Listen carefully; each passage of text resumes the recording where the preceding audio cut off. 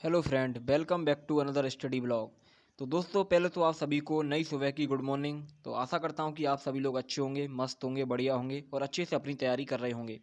तो I hope आप लोगों ने दीपावली भी बहुत अच्छे से मनाई होगी, क्योंकि दीपावली से अब तक मेरा कोई ब्लॉग नहीं आया, क्योंकि थोड़ा तबीयत मेरी ख़राब हो गई थी, बुखार भी आ गया था, सर्दी जुकाम। और अभी का मौसम भी चेंज हो रहा है, तो थोड़ा नॉर्मली है, ये चीज़ें हो ही जाती हैं। परंतु अभी मेरा स्वास्थ्य बिल्कुल ठीक है। तो मैंने सोचा आज का ब्लॉग आपके लिए ज़रूर शूट करूंगा, क्योंकि कई दिनों से डाल नहीं पाया, इसलिए आप सभी से क्षमा चाहता हूं। और आज का ब्लॉग जो दोस्तों है वो थोड़ा खास भी होने वाला है, क्योंकि आज कॉलेज भी जाने वाला हूं, क्योंकि क्लास भी स्टार्ट हो चुकी हैं थर्ड सेमेस्टर की। रिजल्ट तो खैर नहीं आया है सेकंड सेमेस्टर का, परंतु क्लास स्टार्ट हो चुकी हैं, तो क्लास लेने जाना है। फ्रेंड का भी कॉल आया था, तो जाना है। आज पूरा ब्लॉग आपको दिखाऊंगा, पूरा कॉलेज का और अपना जो भी स्टडी की है सारी चीज़ें, तो बिना किसी स्किप किए पूरा ब्लॉग देखना आप लोग। तो अभी देख सकते हैं सुबह का टाइम है, मौसम बहुत ही सुहावना है, अच्छा है, ठंडा है, क्योंकि ठंडक बढ़ती जा रही है। सुबह शाम की ठंड रहती है ज़्यादातर, दोपहर का में तो गर्मी जैसा माहौल रहता ही है, परंतु सुबह शाम की तो ठंड रहती ही है। और जब से मैं गांव से आया हूं, तो अभी मैं कॉलेज नहीं गया हूं, तो कॉलेज भी जाना है। और अभी मैं दोस्तों हूं छत पर, तो आपको एक चीज़ दिखाता हूं, इंटरेस्टिंग चीज़ है, आपने देखी ही होगी, नॉर्मली है वैसे तो। ये देख सकते हैं कंडे, मतलब ये है उपले बोलते हैं जिन्हें, मतलब गोवर्धन के लिए जो लोगों ने बनाए थे, और उसके बाद जो गोवर्धन खत्म हो गया तो उसको ये दीवार पे चिपका दिए हैं। जब मैं गांव से आया तो मैंने देखा ये मतलब लगाए किस लिए गए हैं, परंतु मुझे पता नहीं चला, परंतु जब पूछा किसी से तब पता चला कि हाँ, ये इस मतलब से लगाए गए हैं। मैं सही है यार, जो भी है। तो अभी दोस्तों सीधे जाते हैं हम रूम में और देखते हैं टाइम कितना हो चुका है सुबह का, आपको भी पता चले। तो अभी दोस्तों बज चुके हैं, सुबह के बज चुके हैं 8, और मुझे क्लास लेने जाना होगा, वो जाना होगा 10:30 से, मुझे निकलना होगा 10:30 बजे। और टाइम थोड़ा लग जाता है, 11 बजे क्लास है मेरी। तो अभी देख सकते हैं रूम का हाल कुछ इस तरह का हो रहा है। तो अभी सुबह के टाइम रूम की कंडीशन थोड़ी ख़राब है, परंतु इसकी साफ़ सफाई करनी है, बर्तन भी धोने हैं और सारी चीज़ें फैली हुई हैं, सारी चीज़ें सेट करनी है, क्योंकि सुबह के टाइम मतलब ही टाइम मिलता है सेट करने का, वरना पूरा दिन तो ऐसे ही जाता है। तो दोस्तों अभी सीधे हम जाते हैं फ्रेश होने के लिए, क्योंकि आपको बता दूं कि इतने टाइम ही मैं सो के उठा हूँ। उसके बाद करते हैं टूथपेस्ट और अपने दांतों को करते हैं तरोताज़ा, जिससे थोड़ी और फ्रेशनेस महसूस हो। तो दोस्तों अब आ चुके हैं अपने रूम पे लेके झाड़ू, अपनी स्वच्छता अभियान चलाने के लिए, अपने रूम की साफ़ सफाई करने के लिए, क्योंकि रूम की कंडीशन सुबह के टाइम बड़ी ही वैसी रहती है, परंतु मट्टी सी हो रही है हल्की हल्की नीचे, तो बड़ा अच्छा नहीं लगता थोड़ा। तो इसको झाड़ू लगा लेता हूँ, साफ़ कर लेता हूँ रूम का, क्योंकि पूरे दिन में एक ही बार टाइम मिलता है झाड़ू लगाने का, वो है सुबह के टाइम। ओनली शाम के टाइम में नहीं लगाता खैर झाड़ू। तो रूम में झाड़ू लगाने के बाद देख सकते हैं कितना कूड़ा इकट्ठा हो गया है। सोचा नहीं था इतना कूड़ा निकलेगा, परंतु बहुत ज़्यादा कूड़ा है, तो इसकी साफ़ सफाई करते हैं। तो दोस्तों साफ़ सफाई करने के बाद, थोड़ा झाड़ू लगाने के बाद, आप सीधे आ चुके हैं अपने लिए थोड़ा कुछ खाने के लिए, क्योंकि सुबह के टाइम थोड़ा बहुत कुछ खा लेते हैं तो थोड़ी एनर्जी शरीर में रहती है, तो अपना काम करने में भी कोई दिक्कत नहीं होती है। तो सुबह के टाइम सेब खाना सबसे अच्छा रहता है, बेस्ट है। और भी कोई चीज़ आप जो इच्छा करती है वो चीज़ खा सकती हैं, परंतु सुबह के टाइम थोड़ा फल फ्रूट खा लीजिए, अच्छा रहेगा आपके लिए, स्वास्थ्य के लिए। तो दोस्तों खाने के बाद अपने जो बर्तनों का ढेर लगा हुआ है, तो इस बर्तनों के ढेर को करते हैं साफ़, क्योंकि बहुत दिनों के हो गए हैं यार बर्तन साफ़ नहीं किए हैं, क्योंकि खाना जो है बाहर से ही खा रहा हूँ मैं, अभी मतलब बनाया नहीं है। तो इनको मैं यार धो लेता हूँ जल्दी से। जब जब खाना अपने हाथों से बनाता हूँ, घर पे ही बनाता हूँ, तब तो मतलब बर्तनों का कोई दिक्कत रहती नहीं है, परंतु जब बाहर खाता हूँ खाना, तो इनकी थोड़ी मतलब चिंता कम हो जाती है धोने की। तो वैसे धुए हुए थे, मतलब कई दिनों के रखे हुए हैं, इसलिए धोना पड़ रहा है इन्हें। तो बर्तन धोने के बाद अब सीधे आ गए अपने रूम में लेके इन्हें, और इनको लगा देते हैं अच्छे से। तो दोस्तों इसके बाद अब मुझे कॉलेज के लिए तैयार होना है, नहाने के लिए जाना है। तो अपने जो ड्रेस है वो मैंने निकाल ली है, तो अपनी ड्रेस लेके चलता हूँ अपने नहाने के लिए, क्योंकि सुबह के टाइम भाई नहाना तो वैसे ही बेस्ट होता ही है। कॉलेज जा रहा हूँ तो फिर टाइम नहीं मिलेगा, तो अभी नहा लेता हूँ, क्योंकि ठंडों में ज़्यादा मन करता नहीं है नहाने का, परंतु नहाना तो पड़ेगा, इतनी ज़्यादा ठंड भी नहीं आई है अभी। तो दोस्तों नहाने के बाद अब सीधे आ चुके हैं अपने रूम में ड्रेस पहनकर। किसी हमारे भाई ने पूछा है कि यूपीएससी के लिए ओपन यूनिवर्सिटी चलती है। तो ऑफकोर्स कर सकते हैं, रेगुलर करें या ओपन करें उससे कोई मतलब नहीं है, परंतु रेगुलर रहता है तो थोड़ा अच्छा रहता है, अलग अलग इम्पैक्ट डालता है मतलब। तो रेगुलर भी सही है, परंतु अब जैसी आपकी सुविधाजनक है वैसा करिए आप। तो अभी दोस्तों टाइम देख सकते हैं 10:30 बज चुके हैं, तो अभी मुझे अभी से निकलना होगा, क्योंकि क्या 11 बजे क्लास है, परंतु थोड़ा खाना पीना भी खाना है बीच में रास्ते में, तो टाइम लग जाएगा, इसलिए पहले से निकलना पड़ेगा, क्योंकि करेक्ट टाइम पे पहुंचने की आदत है नहीं, थोड़ा पहले पहुंच जाएंगे तो क्लास भी अच्छे से ले लेंगे, दिक्कत नहीं रहेगी कोई। तो अभी दोस्तों ड्रेस पहन के पूरे रेडी हो चुके हैं हम। तो अब निकलते हैं अपनी कॉलेज के लिए। और किसी ने, एक भाई ने पूछा है कि अगर कोई इंग्लिश में एग्ज़ाम देता है, मतलब इंग्लिश में अगर पेपर लिखता है यूपीएससी में, तो उसका इंटरव्यू भी इंग्लिश में ही होता है। तो ऐसा कोई वो नहीं है कि अगर आपने पेपर इंग्लिश में लिखा है मेंस में, तो आपका जो इंटरव्यू है वो भी इंग्लिश में होगा। वो आपकी चॉइस के ऊपर है, आप अगर हिंदी चुनना चाहते हैं तो हिंदी भी चुन सकते हैं भाषा, और इंग्लिश चुनना चाहते हैं इंग्लिश भी चुन सकते हैं।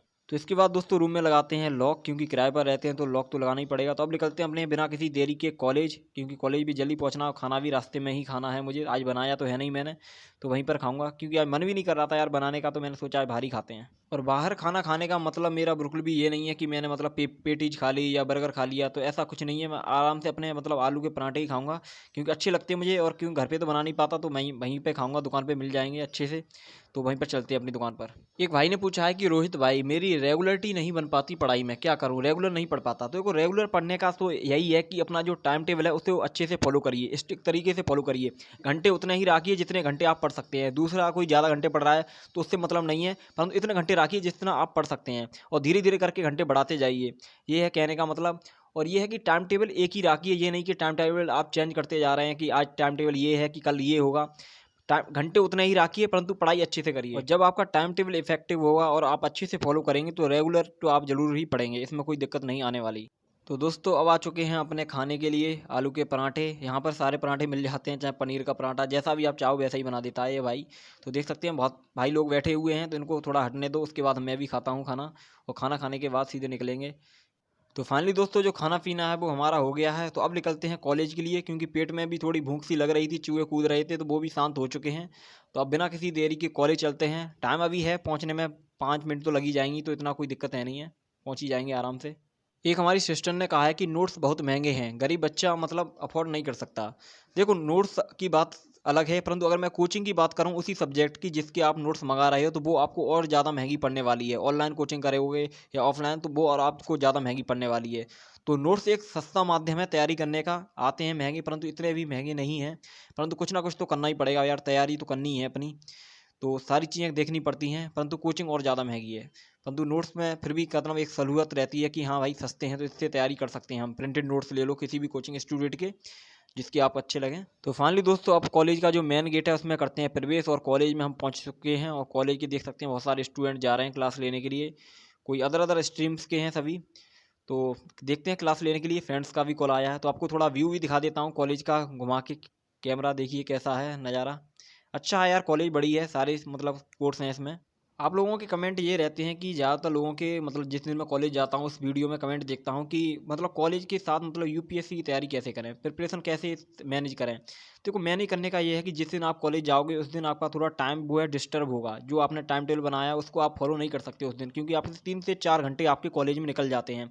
क्लास लोगे, ख़राब तो नहीं कहूँगा, क्योंकि कॉलेज में जा रहे हो तभी आप कुछ ना कुछ सीख ही रहे हो, तो ख़राब तो नहीं कहूँगा। और रेगुलर जाना, मैं तो रेगुलर खेल नहीं जाता हूँ। मान लीजिए एक हफ्ते में 3-7 दिनों में मैं अगर 4 दिन चला गया तो सही रहता है, जब जब इम्पोर्टेंट होता है तभी जाता हूँ। बहुत सारे लोग हैं रेगुलर जाते हैं, तो उससे कोई दिक्कत है नहीं है, परंतु थोड़ा जो है टाइम थोड़ा डिस्टर्ब रहता है। परंतु मैं उसी अनुसार अपना जो टाइम टेबल है फॉलो करता हूँ अपनी कॉलेज के साथ, जिससे मेरी पढ़ाई में भी कोई दिक्कत ना आए, कॉलेज को भी टाइम दूँ और अपनी जो मेरी यूपीएससी की तैयारी उसमें भी पूरी तरह से अपना लगा रहूँ, क्योंकि इसलिए मेरा कोई दिक्कत आती नहीं है। सारी चीज़ें मैनेज करके चलता हूँ मैं, चाहे मतलब यूट्यूब हो चाहे कॉलेज हो, सारी चीज़ें मैनेज करके चलता हूँ, मेरी कोई दिक्कत नहीं आती, सारी चीज़ें मेरी एकदम सेट हैं। तो फाइनली दोस्तों जो हमारी क्लास हैं वो हो चुकी हैं, और अपने कॉलेज के मेन गेट से हम बाहर आ चुके हैं। अब निकलते हैं अपने रूम के लिए। तो उससे पहले एक भाई ने पूछा है कि मेरा 12th है, मुझे क्या करना चाहिए। देखो अगर 12th है आपका तो 12th की आप तैयारी करिए। अगर 12th हो चुका है तो आपका जो मन करता है आप वो करिए, कोई बाउंडेशन नहीं है, जिसका आपका मन करे वो करिए। तो दोस्तों कॉलेज से चलते चलते अब आ चुके हैं अपने पास के ही एक होटल है, वहाँ पर खाना पैक कराने के लिए। सुबह खाया था खाना, परंतु ज़्यादा नहीं खाया था, थोड़ा बहुत ही खा के मैं चल दिया था कॉलेज। परंतु अब भूख भी लगने लगी है, तो खाना पैक करा के अपने रूम पर ही ले जाता हूँ, और रूम पर ही मैं खाऊंगा खाना। और दोस्तों मैं आपसे एक ही बात कहना चाहूँगा कि लाइफ में आपको रुकना नहीं है। जो आपने सोचा है, जो आप करना चाहते हैं, उसे पूरी मेहनत के साथ, पूरी शिद्दत के साथ और पूरे फोकस के साथ उसे करिए। परेशानियाँ आती हैं हर किसी के लाइफ में, डीमोटिवेट भी होते हैं, सारी चीज़ें होती हैं, परंतु इन सारी चीज़ों को साइड में करते हुए हमें आगे बढ़ना है। तो इन सारी चीज़ों को नज़रअंदाज करना है। तो फाइनली दोस्तों अब आ चुके हैं अपने रूम पर, रूम का लॉक खोलते हैं और देखते हैं टाइम कितना हो गया। तो टाइम दोस्तों हो चुका है 2:40 हो चुके हैं। टाइम ज़्यादा लग गया क्लास लेने में, 2-3 क्लास ली थी मैंने, तो क्लास तो मेरी कंप्लीट हो चुकी थी कॉलेज वाली। तो अभी दोस्तों बैग जो है रखते हैं यहाँ पर, और टाइम भी हो चुका है, थोड़ी थकावट भी हो जाती है। तो दोस्तों कॉलेज में आज का दिन अच्छा रहा, पढ़ाई भी अच्छी हुई। तो अब थोड़ी थकावट सी हो गई है, तो थोड़ा आराम कर लेते हैं, 1 घंटे का रेस्ट लेते हैं पहले। तो फाइनली दोस्तों 1 घंटे का रेस्ट लेने के बाद फिर से आ चुके हैं अपनी टेबल पर, और थोड़ी बॉडी है वो भी रिचार्ज हो गई है। तो पढ़ने के लिए अब पूरी तरह से तैयार हैं। तो मेरे पास है भारत की राजव्यवस्था एवं लक्ष्मीकांत, जैसे इंडियन पॉलिटी भी बोलते हैं, तो दोस्तों आप लोगों के कमेंट रहते हैं कि सिलेबस को हम किस तरह से कवर करें, कौन सी बुक बेस्ट रहेगी। तो मैं आपको ये बता देता हूँ, आईएएस की है, दृष्टि की बुक है, सिविल सेवा पाठ्यक्रम। इसमें ऑप्शनल जितने भी ऑप्शनल होते हैं सबकी इसमें पाठ्यक्रम दिया गया है, और इसमें आपको जीएस और ऑप्शनल दोनों के सिलेबस मिलेंगे, बहुत अच्छे से मतलब समझाए गए हैं, ठीक है। इसके बाद आता है कि क्वेश्चन आपका कि एटलस हम कैसे पढ़ें। देखो स्टूडेंट, एटलस को हम ऐसे ही नहीं पढ़ सकते। जैसे हमने कोई ज्योग्राफी की, हमने एनसीईआरटी पढ़ी या कोई भी बुक पढ़ी, तो हमने देखा उसमें कि कोई बहुत सारी चीज़ें हमें पूछी जाती हैं, तो उसमें कहा जाता है कि आप एटलस में देखिए। एटलस में ये है कि हमें सुविधाजनक होता है कि हम मैप अपने पास हमारे एक रूम में लगा हुआ है, तो उसे हम बार बार उठ के नहीं देख सकते, परंतु जब एटलस होगा तो हमें उठना नहीं पड़ेगा, टाइम वेस्ट नहीं होगा हमारा। वहीं पर खोलेंगे तुरंत इसमें हम देख लेंगे कोई कौन सा स्टेट कहाँ पर है, कि किस स्टेट की सीमा मतलब किस तरह से लगती है, कौन सी नदी कहाँ से जा रही है, कौन सा मरुस्थल कहाँ पर है, सारी चीज़ें हम इसमें देख सकते हैं। और सारे मैप भी इसमें दिए गए हैं, वर्ल्ड का हो चाहे इंडिया का हो, सारी चीज़ें। और वर्ल्ड में जितने भी मैप मतलब कंट्रीज़ हैं, उन सारे मैप इसमें दिए गए हैं, और मैपिंग समझने में बहुत ही सुविधाजनक भी होता है ये एटलस। तो इसकी दृष्टि से ये अच्छा है। तो अभी दोस्तों हम अपनी जो है अब लक्ष्मीकांत अपनी पढ़ते हैं, और आप लोगों के क्वेश्चन है उसका जवाब देता हूँ मैं। एक हमारी सिस्टर ने पूछा है कि भैया मैं बीए कर रही हूँ, मेरा फर्स्ट ईयर है और मैं यूपीएससी की तैयारी करना चाहती हूँ, तो कैसे शुरू करूँ। देखो तैयारी शुरुआत करने के लिए हम ऐसे ही नहीं है कि हम स्टैंडर्ड बुक ले आए और स्टैंडर्ड बुक पढ़ने लगे, ऐसा नहीं है। हमें सबसे पहले मतलब सिलेबस को समझना होगा। सबसे पहले किसी भी एग्जाम की आप तैयारी करो तो उसके लिए सबसे मेन जो होता है वो होता है सिलेबस। सिलेबस आपको अगर अच्छे से समझ में आ गया तो सारी चीज़ें जितने भी डाउट होते हैं वो ज़्यादातर आपके क्लियर हो जाते हैं।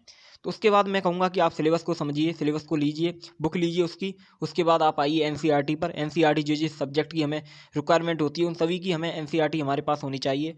और एनसीईआरटी को मतलब पढ़ने के बाद, समझने के बाद, उसके बाद आप आइए स्टैंडर्ड बुक पर। स्टैंडर्ड बुक आपको समझने में बहुत ही आसानी होगी, फिर कोई दिक्कत होने वाली नहीं है, क्योंकि एनसीईआरटी जो हमारे बेसिक से हमें समझाती है। और जब आपका बेसिक क्लियर हो जाएगा तो आप स्टैंडर्ड बुक पढ़ेंगे तो स्टैंडर्ड बुक में आपको कोई प्रॉब्लम नहीं आने वाली, क्योंकि स्टैंडर्ड बुक में बहुत सारे ऐसे वर्ड्स होते हैं, बहुत सारी शब्द होते हैं जो हमें समझ में नहीं आते। तो अगर आपने एनसीईआरटी पढ़ ली होगी तो हमें समझ में अच्छे से आ जाएंगे, कोई दिक्कत नहीं होने वाली। और आप लोगों के बहुत सारे क्वेश्चन रहते हैं कि हमें क्या स्टैंडर्ड बुक के भी नोट्स बनाने पड़ेंगे। देखो स्टैंडर्ड बुक जो होती है अपने आप में ही एक नोट्स है, उसे नोट्स बनाने की आवश्यकता नहीं पड़ती।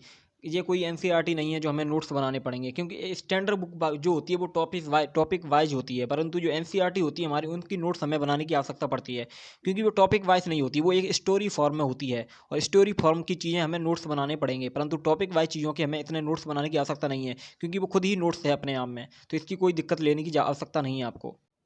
तो दोस्तों स्टडी खत्म करने के बाद अब देखते हैं बाहर का मौसम कैसा है। तो अभी इस टाइम दोस्तों हो रही है धूप, देख सकते हैं धूप हो रही है, गर्मी जैसा माहौल ही लगता है, पता नहीं। तो अब दोस्तों आ चुके हैं अपने खाना खाने के लिए, क्योंकि भूख भी लगने लगी है, और हमें स्टडी जितनी हमें पढ़ना था उतना हमने पढ़ लिया है।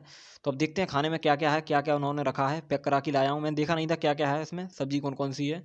तो देखते हैं जल्दी से। तो इसमें है दाल है, चावल है, और क्या क्या है। चावल तो यार नहीं खाऊंगा, मुझे मतलब सर्दी हो रही है तो इसकी वजह से। तो और ये और रोटी हैं इसमें, देख सकते हैं पैक करके रख दी है इसमें। तो ये है रोटी। तो खाते हैं अपना खाना और जो लगाते हैं। आप लोग भी खा लीजिए, आप लोगों को भी भूख लगने लगी होगी ब्लॉग देखते देखते। और मैं यही कहूँगा कि ब्लॉग जब भी देखो मेरा पूरा ही देखा करो, क्योंकि आपके बहुत सारे फिर वही सवाल आप पूछते हो जो मैं आपको इस ब्लॉग में बता चुका होता हूँ, तो इसलिए ब्लॉग पूरा देखा करो। तो फिर दोस्तों आज का ब्लॉग हम यहीं तक रखेंगे, फिर से मिलेंगे एक नई ब्लॉग में, जल्द ही ब्लॉग आएगा, टेंशन ना लेना। तो फिर से मिलते हैं, बाय।